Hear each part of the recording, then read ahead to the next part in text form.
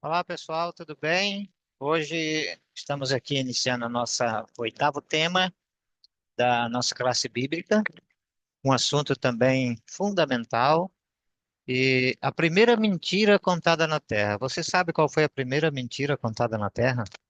Isso é impressionante, porque essa mentira continua sendo contada até hoje, só que ela foi usando disfarces, filtrou em igrejas, filmes, Hollywood, né, desenhos, novelas. Praticamente todos os programas, a maioria das igrejas tem essa mentira infiltrada em seu meio, sem saber, muitas vezes, que o inimigo é que está por trás de tudo isso, né? Então vamos ver qual foi a primeira mentira contada na Terra? Será que você sabe dela? Vamos ver aqui. Ó, Deus ordenou lá em Gênesis 2, 16 a 17, e ordenou o Senhor Deus ao homem, dizendo: De toda a árvore dos jardins comerás livremente. Mas da árvore do conhecimento do bem e do mal, dela não comerás, porque no dia em que dela comerdes, certamente morrerás. Então, Deus colocou no jardim do Éden uma árvore, conhecida como a árvore do bem e do mal, e Deus falou que eles podiam comer de todas as demais frutas, menos dessa fruta, porque se comesse, morreria. E então, o que que fez o inimigo, né? A Bíblia relata aqui qual foi a astúcia do inimigo. Olha, a serpente era a mais astuta de todos os animais do campo que o Senhor Deus tinha feito. Era o animal mais bonito da criação. Tinha asas, voava e, e era e ela, Satanás entrou nela e fez uma tragédia aqui com o ser humano, né? E essa disse a mulher: É assim que Deus disse: Não comereis de toda a árvore do jardim. Olha como que Satanás começa. Ele começa contando uma verdade. Deus realmente disse que não poderia comer. Só que ela começou com a verdade. Só que Deus disse que não poderia comer de uma árvore. Mas Satanás disse: ó, Não comereis de toda a árvore do jardim.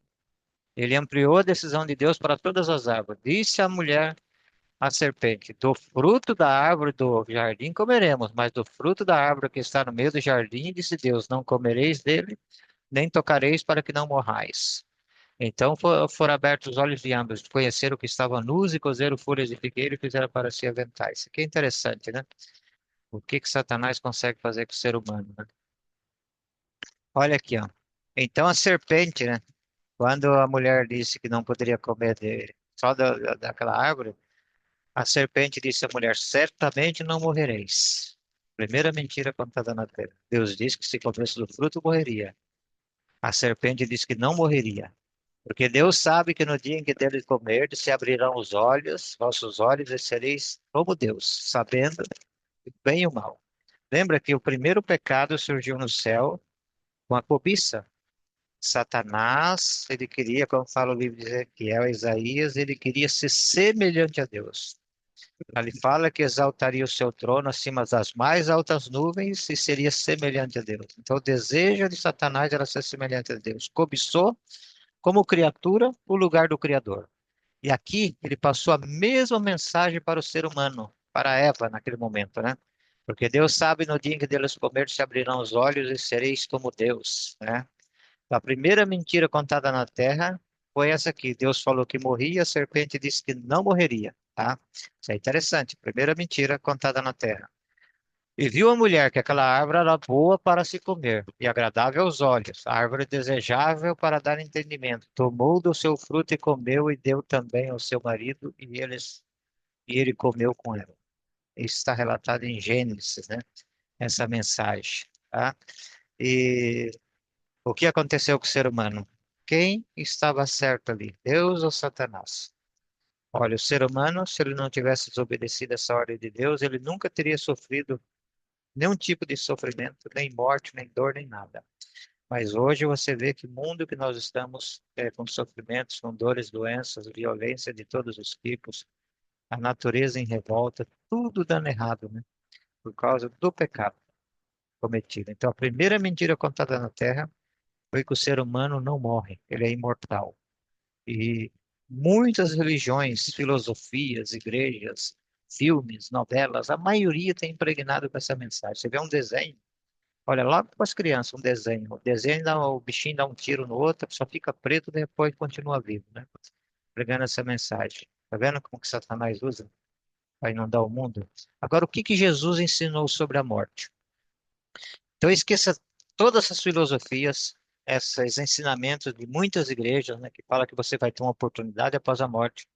O espiritismo, hoje nós temos o espiritismo moderno, bonito, atraente, né? Falando de paraíso, mas na verdade é a mesma mentira contada no Jardim do Éden que permanece hoje disfarçada. E hoje ela inundou todos os lugares do mundo, nas escolas, né? Em todos os lugares essa mentira tem sido espalhada, né? Mas o que que Jesus ensinou sobre a morte? Ó, é a morte o fim? Será que quando a pessoa morre é o fim para ela? Acabou tudo? Vamos ver, ó. A primeira mentira continua sendo contada, mas de forma disfarçada. Hoje o Espiritismo fala que quando você morre, sua alma, né, ela sai e você vai reencarnar em outro lugar. Já tem igrejas, como a maior igreja cristã, né, fala que você ainda tem oportunidade após a morte, ou você vai para o purgatório, ou vai para o inferno, né? Você tem oportunidade ainda. Muitas igrejas falam que uma parte vai ser arrebatada, outra parte fica aqui na terra. Outras igrejas ensinam que quando Jesus voltar vai dar uma outra oportunidade. Mas o que que Jesus ensinou sobre a morte? Por que que é importante eu entender essa mensagem? E lembre-se, os dois maiores enganos dos últimos dias, um deles é essa aqui, a imortalidade da alma. Começou lá no Éden, contada, e continua sendo contada até hoje de maneiras diferentes, mas com o mesmo princípio, tá? Ó, vem através do espiritismo moderno, né? Hoje ele traz, através dos filmes, desenhos, novelas, igrejas, filosofias, livros, ficção, né? Oferecendo vida após a morte. Não caia nessa, porque vamos ver o que que a Bíblia diz sobre isso, ó. No meio de tanta confusão e desinformação, deixemos a Bíblia responder sobre o tema da morte. O que Jesus ensinou sobre a morte? Vamos ver o que Jesus ensinou. Olha como que nós fomos formados. O primeiro ponto é você saber como você foi criado, como você foi formado, né? Gênesis 2:7 diz que formou o Senhor, o Deus, o homem do pó da terra, e soprou em suas narinas o fôlego de vida, e o homem foi feito alma vivente.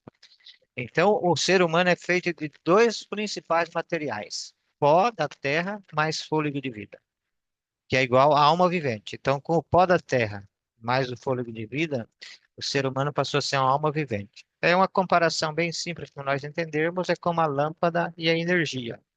Se tem só a lâmpada sem energia, não acende, não tem luz. Mas as duas juntas, energia e lâmpada, produz luz. A mesma coisa. O pó da terra mais o fôlego de vida produz vida. E o ser humano passa a ser uma alma vivente, né? Isso é interessante.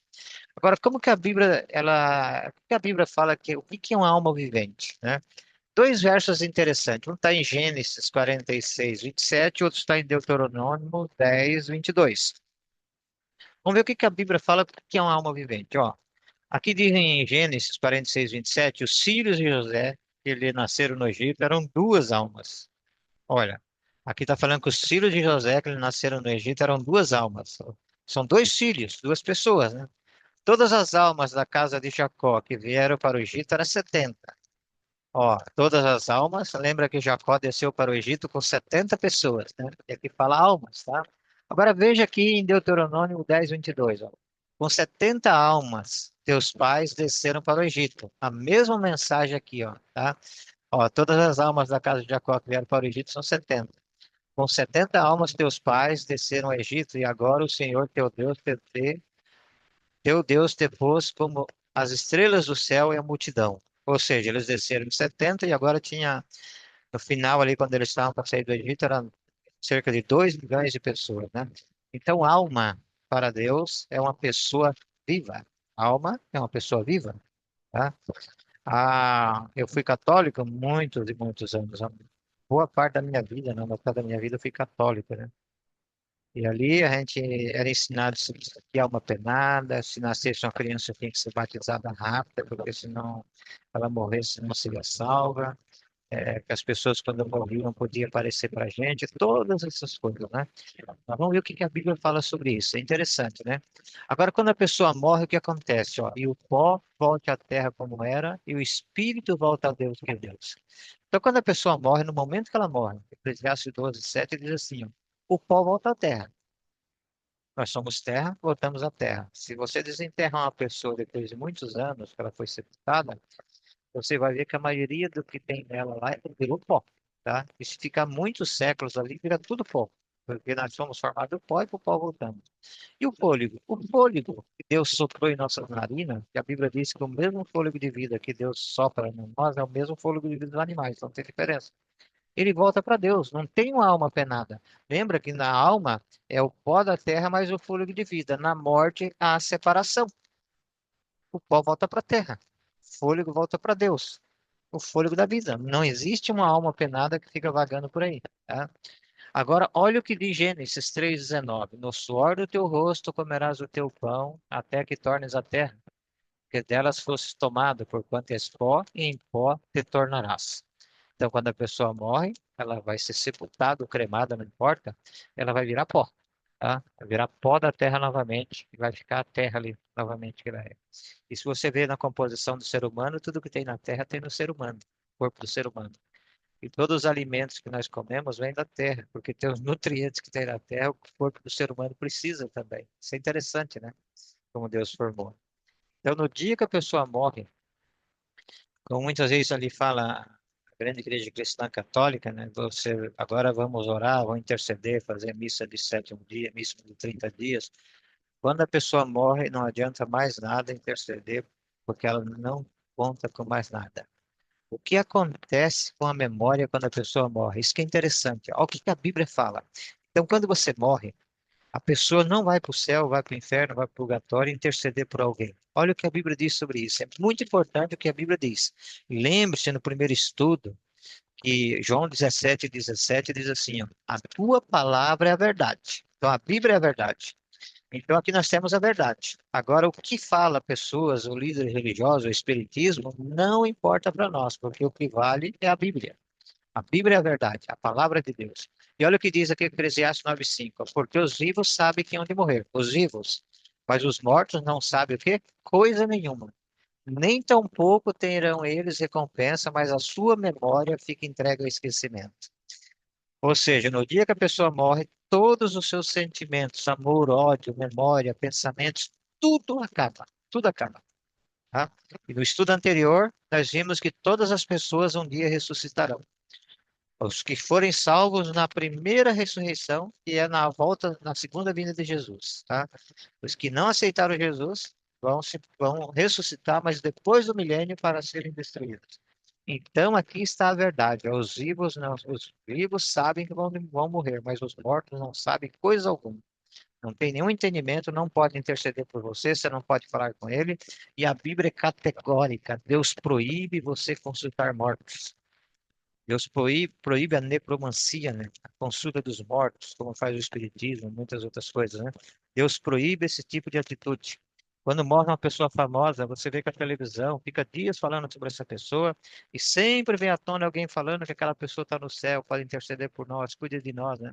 Isso não acontece. Aquela pessoa vai para a sepultura e não tem mais memória, não sente mais nada e nem pode fazer mais nada por ninguém, nem decidir mais nada, tá? Isso é interessante, ó. E outra coisa importante que fala aqui, ó, Jó 7:9 a 10. Olha para onde vai a pessoa quando ela morre, ó. Assim como a nuvem se desfaz, se passa, assim aquele que desce à sepultura nunca tornará a subir, nunca mais tornará a sua casa, nem o seu lugar jamais o conhecerá. Então, para onde vai a pessoa quando morre? Para a sepultura. No passado, todo mundo ia para a sepultura. Hoje tem cremação, tem outros tipos de coisa, mas todos eles a mesma situação. Ou cremado, ou coisa, é a sepultura para ele. Nunca mais tornará a sua casa, nem o seu lugar jamais o conhecerá.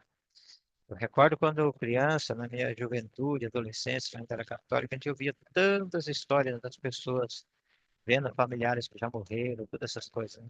Por que que isso acontece? Lembra que Satanás ele tem o poder da personificação.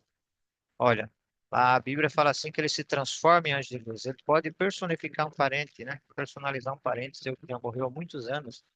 Ele fala, porque ele conhece a pessoa desde o seu nascimento. Ele foi criado antes de nós. Antes do ser humano ser criado, Satanás e seus anjos já existiam. Ele conhece, sabe todo o passado da pessoa, ele não tem memória curta igual a nossa. Ele tem a perfeição ainda de inteligência, muitas coisas ele tem. Então ele sabe tudo que aquela pessoa passou na vida, lembra tudo, e ele aparece, personifica essa pessoa e aparece para um parente, para um tio, para uma mãe, para o pai, para o filho, né? Falando como se fosse aquela pessoa, mas não é a pessoa. Porque a pessoa, quando morre, a Bíblia é bem clara, vai para a sepultura. Então isso é um engano, tá? Engano daqueles grandes. Olha o que diz Salmo 6, verso 5. Pois na morte não há recordação de ti. No sepulcro, quem te dará louvor? Então o morto não louva, não tem recordação, não pode ouvir, não pode andar, não pode sair. Ele jaz no esquecimento. Acabou para ele. O único que tem imortalidade, quem é? O único que tem imortalidade. Olha o que a Bíblia diz aqui, ó. Aquele que tem, ele só, a imortalidade habita na luz inacessível, a quem nenhum homem viu nem pode ver, ao qual seja honra e glória sempre eterno. Amém. O único que tem imortalidade, segundo 1 Timóteo 6,16, é Deus. O ser humano é mortal. Nós morremos, tá? Morremos porque, por causa da desobediência de Adão e Eva no Jardim do Éden, ouviram a serpente, e a serpente disse que eles não morreriam, mas seriam semelhantes a Deus. Mas confiaram na serpente, desconfiaram de Deus, e aí veio o primeiro pecado aqui na Terra, virtude da primeira mentira, e hoje nós somos mortais, né? E como que o ser humano poderia conservar a sua imortalidade, ficar imortal, não morrer, antes, quando Deus os criou? Olha lá, tinha que cumprir a ordem que Deus deu lá em Gênesis 2, 16, 17. E ordenou o Senhor Deus ao homem, dizendo: de toda árvore do jardim comerás livremente, mas a árvore do conhecimento do bem e do mal dela não comerás. E no dia em que dela comeres, certamente morrerás. Então Deus deu uma ordem explícita. Não era mais ou menos uma ordem, não. Era uma ordem imperativa. Se fizer, vai morrer. Tá? E hoje, você vê, você tem parentes mortos, tem os familiares aí, toda a nossa árvore familiar dos séculos passados, estão todos mortos. Por quê? Porque Deus deu essa sentença. Se comesse do fruto, morreria. Né? Isso é interessante. O que o pecado ocasionou com o ser humano? Dois versos interessantes aqui, o Romanos 5:12. Portanto, da mesma forma como o pecado entrou no mundo por um homem, por Adão, e pelo pecado a morte, assim também a morte veio a todos os homens, porque todos pecaram. Então, todos nós hoje somos pecadores, porque todos somos descendentes de Adão. Filho, você que está ouvindo essa mensagem, é uma pessoa que está grávida, o teu filho que você está gerando não nasceu ainda. Ele já foi concebido em pecado. Tá? Porque está nascendo de dois pais, pai e mãe pecadores. Tá? A Bíblia encerra todo mundo no pecado por causa disso. Então só há uma solução para nós: reconhecer que somos pecadores e aceitar Jesus como Salvador. Tá? Romanos 6:23 diz assim, ó, pois o salário, qual é o salário do pecado? Olha, qual é o salário do pecado? O salário do pecado é a morte. Todos nós somos pecadores, ó. Por isso que nós morremos. Mas se esse verso terminasse aqui, nós estaríamos perdidos. Mas graças a Deus, olha para a segunda parte do verso. Mas o dom gratuito de Deus é a vida eterna em Cristo Jesus, nosso Senhor. Romanos 6:23. Então, a única forma, o único que pode salvar, não são os santos, não são Maria, não são apóstolos, o único que morreu por nós na cruz do Calvário, como diz lá Atos 4:12, só há salvação em Cristo Jesus. Nenhum outro nome é dado entre os homens pelo qual importa que sejamos salvos, a não ser Jesus Cristo, porque foi o único que morreu por nós. Maria, nenhum outro santo pode te salvar, somente Jesus. Isso a gente tem que ficar bem claro. Ó. O salário do pecado é a morte. Todos nós somos condenados à morte. Mas se eu aceito Jesus, aceito o sacrifício que ele fez por mim na cruz, que morreu em meu lugar, os meus pecados são perdoados e eu recebo dele a vida eterna. Olha a importância dessa mensagem, tá? Com Jesus ele fez uma comparação com a morte. O que Jesus comparou à morte? Olha lá. Depois de dizer isso, prosseguiu dizendo: Nosso amigo Lázaro adormeceu, mas vou até lá para acordá-lo. Seus discípulos responderam: Senhor, se ele dorme, vai melhorar. Jesus tinha falado da sua morte, mas os seus discípulos pensaram que ele estava falando simplesmente do sono. Então Jesus lhes disse claramente: Lázaro morreu. Por que Jesus comparou com a morte? Para que eles pudessem entender. Você, quando está dormindo, um sono profundo, pode estar passando um gato na rua, um cachorro latindo, um carro, qualquer coisa. Lá fora você não sabe de nada do que está acontecendo. Você está em sono profundo. Está ali, ó. Mesma coisa é a morte. Se a pessoa que morre hoje Jesus demorar mais 500 anos para ele, esse tempo é como se não existisse para ele, porque ele não sabe mais nada. Estou entendendo? É por isso que Jesus comparou a morte a um sono. Quando eu estou no sono, eu não estou sabendo de nada que acontece ao meu redor. Por que que ele compara a um sono? Porque um dia ele vai me despertar. Um dia ele vai despertar você. Vai depender da minha decisão se eu vou ressuscitar na primeira ressurreição, e ressurreição dos salvos, ou na segunda ressurreição depois do milênio, ressurreição dos perdidos. Quem faz a escolha é você. Mas Deus aconselha que você escolha a vida para que você viva, tá? Esse é o conselho de Deus e o nosso conselho também. Até quando os mortos em Cristo permanecerão na sepultura? Ó, 1 Tessalonicenses 4,16 fala até quando? Já estudamos no tema passado também, ó, porque o mesmo Senhor descerá do céu com alarido e com voz de arcanjo e com a trombeta de Deus. E os que morrerem em Cristo ressuscitarão primeiro. Aqui Paulo está falando em 1 Tessalonicenses, né? 4, 16, 17, e na segunda vinda de Jesus, ele vai vir com os anjos trocando trombetas, né? O mesmo Senhor descerá do céu. Agora não vem mais como humilde, vem como Rei dos Reis e Senhor dos Senhores. Nesse momento, quando Jesus vem na segunda vinda, os mortos em Cristo ressuscitarão. Os mortos em Cristo. Tá? E qual será a recompensa dessas pessoas que confiaram em Jesus e morreram, mas aceitaram Jesus? Olha o que acontece aqui em 1 Coríntios 15:52. Ó. Quando Jesus vem, as pessoas ressuscitam num abrir e fechar de olhos ante a última trombeta, porque a trombeta soará, os mortos em Cristo ressuscitarão. Só que agora não com aquele corpo enfermo que desceu à sepultura, ou pela idade avançada, né? Por todas as coisas que sofreu nessa vida, ressuscitarão incorruptíveis. E os vivos serão transformados, os salvos, tá? Porque os ímpios morrerão na segunda vinda de Cristo, e os mortos que não aceitaram Jesus permanecerão na sepultura. Quem não assistiu a aula 6, 7, né? É bom revisar que fala desse tema lá, tá? 1 Coríntios 15:52 fala que a recompensa dos salvos é receber a vida eterna e a ressurreição na segunda vinda de Jesus, e o nosso corpo será transformado, né? Um abrir e fechar dos olhos e seremos incorruptíveis e receberemos a imortalidade. Nunca mais haverá morte para os salvos depois da segunda vinda de Jesus, tá? Para os salvos, porque os ímpios ainda vão ressuscitar após a segunda vinda, né? Veja que coisa importante, nesse mundo de convulsão, dificuldades, problemas de todos os tipos, doenças de todas as formas, né? Peste, epidemias, desastre na natureza, sofrimento, você tem a oportunidade de aceitar a salvação e viver eternamente com Cristo sem sofrimento. Essa é uma escolha pessoal que cada um de nós temos que tomar na nossa vida, tá? E Deus está te esperando a sua decisão, tá? Você tem que escolher entre a mortalidade ou a imortalidade. As duas estão com Deus, mas a escolha é minha.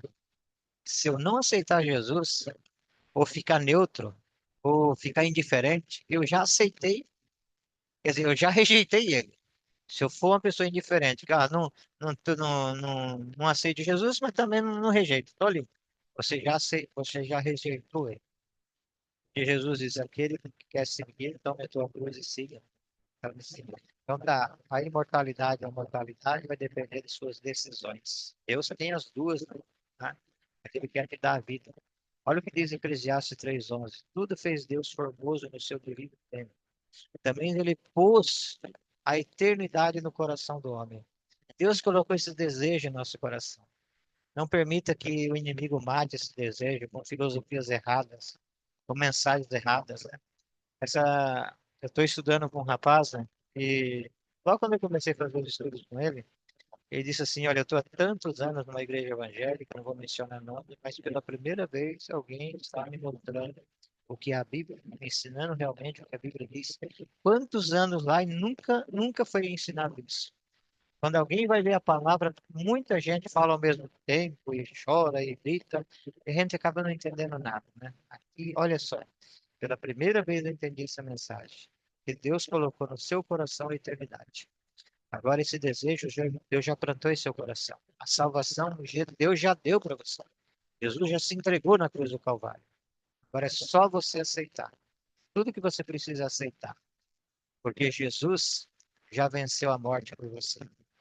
Agora você precisa confiar nele, entregar o seu coração a ele e Ele fará tudo melhor.